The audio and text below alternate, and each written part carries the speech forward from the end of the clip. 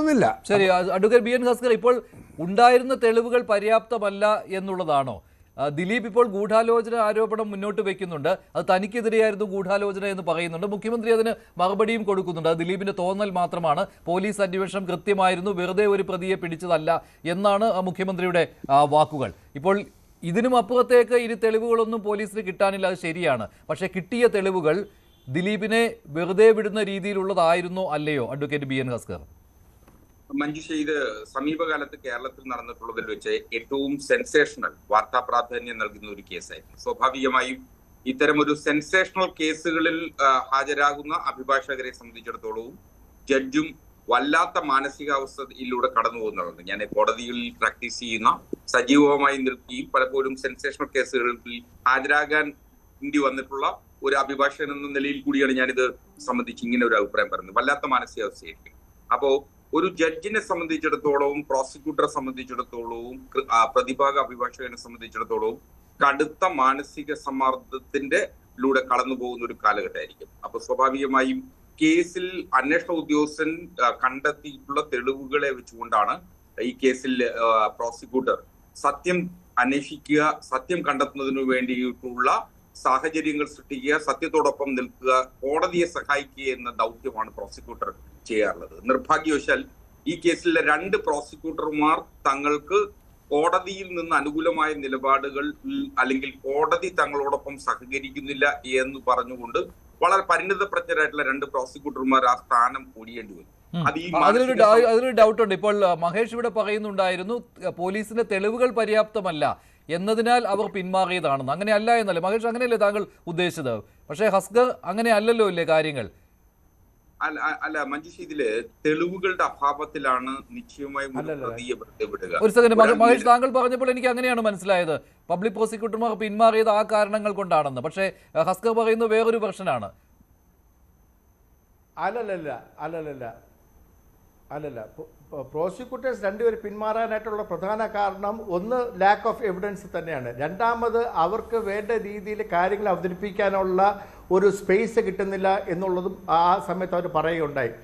ഈ കോൺസ്പിറസി തെളിയിക്കാൻ is very hard.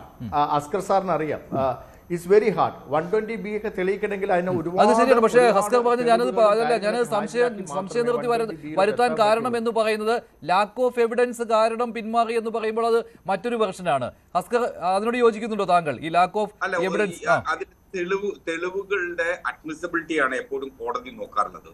ആ തെളിവുകളുടെ അഡ്മിസിബിലിറ്റി എന്ന് പറയുന്നത് അവസാന ഘട്ടത്തിൽ, നമ്മളിപ്പോ വിവിധ കേസുകളിൽ ഒരു കേസിനെ സംബന്ധിച്ച് നിരവധി തെളിവുകൾ കോടതി മുമ്പാകെ ഹാജരാകും. ആ ഹാജരാക്കുന്ന തെളിവുകൾ ചിലപ്പോ സാഹചര്യങ്ങളാവാം, അതല്ലെങ്കിൽ ശാസ്ത്രീയ തെളിവുകൾ. ഇവിടെ മഹേഷ് അത് പറയുമ്പോൾ മറ്റൊരു കാര്യമുണ്ട്. തെളിവുകൾ ഇല്ലാത്തത് കൊണ്ട് ഈ കേസ് തെളിയാൻ പോകുന്നില്ല, പ്രതിക്ക് ശിക്ഷ കിട്ടാൻ പോകുന്നില്ല എന്ന് മുൻകൂട്ടി കണ്ട് പിന്മാറുകയായിരുന്നു ഈ പ്രോസിക്യൂട്ടർമാർ എന്നുള്ളതാണ് കേട്ടോ. അങ്ങനെ ഒരു പ്രശ്നം ഇവിടെ ഉണ്ട്. അതിനോട് യോജിക്കുന്നുണ്ടോ എന്നുള്ളതാണ്. ഇല്ല, നിശ്ചയമായി അത് അങ്ങനെ ആയിരുന്നില്ല എന്ന് തന്നെയാണ്. കാരണം ആ കേസിന്റെ നാൾവഴികൾ ശ്രദ്ധിക്കുന്നവരോ ഏതൊരാൾക്കും മനസ്സിലാകും. സ്വാഭാവികമായി 2 പ്രോസിക്യൂട്ടർമാർ പിണങ്ങി ആ കോടതിയിലെ നടപടിക്രമങ്ങളുമായി ബന്ധപ്പെട്ട് അവർക്കുള്ള അഭിപ്രായ വ്യത്യാസത്തെ തുടർന്ന് പിണങ്ങി പോവുകയും പലപ്പോഴും ഹൈക്കോടതിയും അടക്കം വിവിധ തരത്തിലുള്ള ഒബിറ്റർ ഡിക്റ്റ പറയേണ്ടി വരുന്ന ഒരു സാഹചര്യമൊക്കെ ഈ കേസിലുണ്ടായിട്ടുണ്ട്. അപ്പോൾ അതിനുശേഷം ഈ കേസിന്റെ സാഹചര്യത്തിൽ വന്നിട്ടുള്ള ഏറ്റവും പരമപ്രധാനം എന്ന് വെച്ചാൽ ജഡ്ജ് എന്ന് പറയുന്ന നിലയിൽ ശ്രീമതി ഹണി വർഗീസ് നേരിട്ട ഒരു മാനസിക സമ്മർദ്ദമുണ്ട്. സാമൂഹ്യ മാധ്യമങ്ങളും അതുപോലെ സമൂഹത്തിനുള്ള നിലവിളികളും ആക്രോശങ്ങളും ആ ഒരു ജഡ്ജ് എന്ന നിലയിൽ അവർ കേൾക്കേണ്ടി വരുന്ന ഒരു സാഹചര്യം കൂടിയാണ്. നിലവിൽ വിവിധ തരത്തിൽ അവരെ ആക്രമിക്കുകയും അനുമോദിക്കുകയും ചെയ്യുന്നത് നാം കണ്ടുവരികയാണ്. ഒരു ജഡ്ജിനെ സംബന്ധിച്ചിടത്തോളം ഇത്തരം ഒരു കേസുകളിൽ ചെയ്യാൻ കഴിയുക എന്ന് പറയുന്നത് തനിക്ക് മുൻപിലെത്തുന്ന തെളിവുകളിൽ ഏതൊക്കെ റിലവന്റ് ആണെങ്കിൽ ആ എടുക്കപ്പെടുന്ന ഓരോ തെളിവും റിലവന്റ് ആണെങ്കിൽ ആ റിലവൻസി മാത്രം നോക്കുക. ഇപ്പോ ഏറ്റവും പരമപ്രധാനമായിട്ടുള്ളതെന്ന് പറഞ്ഞ 8ാം പ്രതിയായിരുന്ന ദിലീപിനെ സംബന്ധിച്ചിടത്തോളം ഈ കേസിൽ ഗൂഢാലോചന ആണ് ആരോപിക്കപ്പെട്ടത്. വളരെ അപൂർവമായി മാത്രമേ ഗൂഢാലോചന കോടതികളിൽ തെളിയിക്കാനാവൂ. കാര്യം മീറ്റിംഗ് ഓഫ് മൈൻഡ്സ് എന്ന് പറയുന്നത് 2 വ്യക്തികൾ തമ്മിൽ അല്ലെങ്കിൽ ഒന്നോ അതിലധികമോ വ്യക്തികൾ തമ്മിൽ കൂടിച്ചേരുന്ന ഒരു സാഹചര്യം മാത്രമാണ്. പക്ഷേ അതിൽ ബഹുമാനപ്പെട്ട കേരള ഹൈക്കോടതിയുടെ വളരെ ഈ അടുത്ത കാലത്ത് വന്ന ടി.പി. ചന്ദ്രശേഖരൻ കൊലക്കേസിലെ വിധിയിൽ ഒരു ബേർഡ്സ് ഐ വ്യൂ എടുക്കാൻ കഴിയില്ല ഇത്തരം കാര്യങ്ങളിൽ നിന്ന് വളരെ അസന്നിഗ്ധമായി കേരള ഹൈക്കോടതി തന്നെ പറഞ്ഞിട്ടുണ്ട്.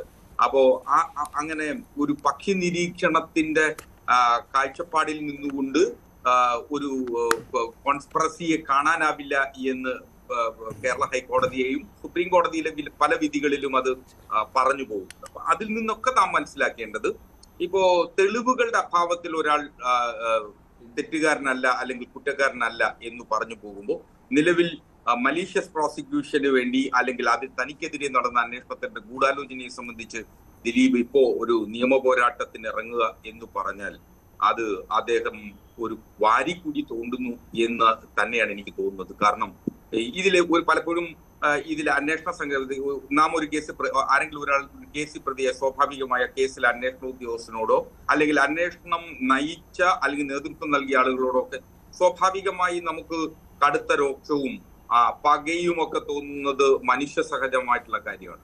പക്ഷെ നിയമരംഗത്ത് ആ പക എത്രത്തോളം അല്ലെങ്കിൽ ആ വിയോജിപ്പ് എത്രത്തോളം സ്ഥാപിച്ചെടുക്കാൻ കഴിയും എന്നുള്ളത് സംബന്ധിച്ച് സംശയം നിലനിൽക്കുന്ന സാഹചര്യമാണ്. ഇപ്പൊ നേരത്തെ ശ്രീമതി സന്ധ്യയെ സംബന്ധിച്ചിടത്തോളം നിരവധി ഇത്തരത്തിൽ നിരവധി ആരോപണങ്ങൾ ഇപ്പൊ ഗംഗേശാനന്ദ സ്വാമികളുടെ കേസ് തുടങ്ങി അതിനുശേഷം ഈ ജിഷാവധ കേസിലും ഇപ്പൊ ദിലീപ് കേസിലടക്കം ശ്രീമതി സന്ധ്യയെ സംബന്ധിച്ചിടത്തോളം ഇങ്ങനെ ആരോപണത്തിന്റെ നിഴലിൽ നിർത്തുക എന്ന് പറയുന്നത് ഒരു കരിയർ അവസാനിച്ച് ഒരു തൊഴിൽ അവസാനിപ്പിച്ചു പോയ ഉദ്യോഗസ്ഥ എന്ന നിലയിൽ അതൊന്നും നിലവിൽ ഉള്ള സാഹചര്യം വ്യത്യസ്ത അഭിപ്രായങ്ങൾ നമുക്കുണ്ടാവാം, വ്യത്യസ്തമായ കാഴ്ചപ്പാടുകൾ നമുക്കുണ്ടാവാം. പക്ഷെ അത് ഏതെങ്കിലും തരത്തിൽ അന്വേഷണ ഉദ്യോഗസ്ഥനെ അല്ലെങ്കിൽ അന്വേഷണ നേതൃത്വം നൽകിയ ആളുകളുടെ പാളിച്ചയായി കാണുക എന്ന് പറയുന്നത് ശരിയായ ഒരു സമീപനമാണോ എന്നുള്ളത് എനിക്ക് സംശയമുണ്ട്. എനിക്ക് തോന്നുന്നില്ല രാമമുള്ള സാർ എത്രത്തോളം ഇക്കാര്യത്തിൽ ദിലീപിന് അങ്ങനെ ഒരു ലീഗൽ അഡ്വൈസ് കൊടുക്കും എന്ന കാര്യത്തിൽ എനിക്ക് സംശയമുണ്ട്. മലീഷ്യസ് പ്രോസിക്യൂഷൻ വളരെ അപൂർവങ്ങളിൽ അപൂർവമായി മാത്രം ഇന്ത്യൻ നിയമചരിത്രത്തിൽ നടന്നിട്ടുള്ള ഒരു കാര്യമാണ്. അപ്പൊ ആ മലീഷ്യസ് പ്രോസിക്യൂഷനിലൂടെ ഏതെങ്കിലും സർക്കാരിനെയോ അല്ലെങ്കിൽ അന്വേഷണ ഉദ്യോഗസ്ഥനെയോ ഈ തെളിവുകളുടെ അഭാവത്തിൽ, കാരണം ഇതൊരു അവസാനിക്കാൻ പോകുന്ന യുദ്ധമാണ്. കാരണം നിലവിലിപ്പോ ഒരു ജില്ലാ കോടതിയുടെ വിധി മാത്രമേ വന്നിട്ടുള്ളൂ. തുടർന്ന് ഹൈക്കോടതിയിൽ സർക്കാരും അതിജീവിതയും അടക്കം അപ്പീല് പോകുന്ന സാഹചര്യമുണ്ട്.